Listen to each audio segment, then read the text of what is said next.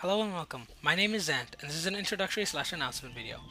Along with my two brothers, we'll be gathering any and all information regarding Guildwars 2 and turning them into videos. I know there's a lot of other Guild Wars themed channels out there, but we're going to be mostly focused on helping newer players get into the world. Along with that, we'll be releasing several videos on this channel analyzing and breaking down the different professions, races, and the PvP. Hopefully we'll also be able to get into the beta that is scheduled at the end of this year, and provide content on the starting areas and give some insight into the leveling, the dynamic event system, the trait system, and the personal stories. Oh, and of course, the PvP. With that said, let's get into our first topic, the races. The first race I'm going to be talking about can be seen in the background video, the Sylvari. They are the youngest of the 5 playable races, with the oldest members of this race being about 25 years old or younger. The first of this race is known as the Firstborn.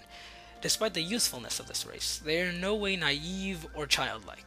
Before Sylvari are born, and I'm using this term quite liberally, they have what is called the Dream of Dreams. This Dream of Dreams is actually the collective subconsciousness and memory of all of the Sylvari that have ever been born, and the Pale Tree itself. I'll get into what the Pale Tree is later, but this Dream of Dream gives them their foundation, and also a basic understanding of their purpose. Earlier I mentioned the Sylvari are born. Well, they're not actually born.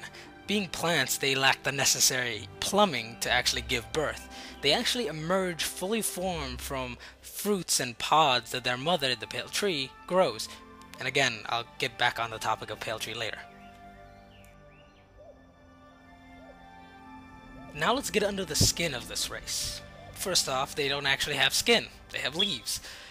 But the Sylvari are actually these omnivorous humanoid sentient plants that mimic humans in their form, functionality, speech pattern, things like that. But in terms of anatomy, they have bark that mimics the human skeletal system, vines and leaves that simulate flesh and skin, foliage, and petals that mimic hair, and sap in place of blood. Golden sap, if I'm correct. They are actually slightly shorter, about 6 inches or so, and slender, very slender in comparison to a human. But despite being plants, they actually have to eat. Even though they can absorb sunlight to sort of make themselves feel peppy, they still need to eat and drink in order to survive.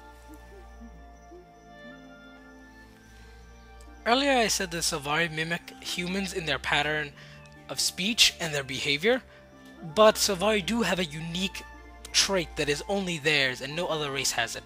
They have this empathic bond with each other and to their mother, the Pale Tree. Remember, we'll talk about that later. But even though this empathic bond is quite strong, it is not strong enough that they can read minds. They can feel the pain of others.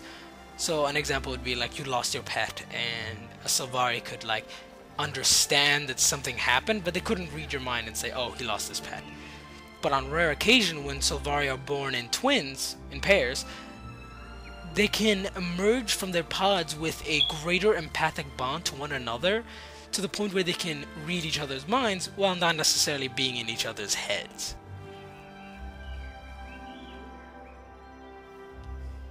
This concludes part 1 in our intro to the Sylvari.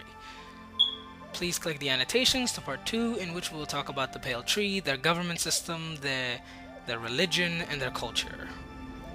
Please like, subscribe, and all that jazz, and I'll see you in part 2.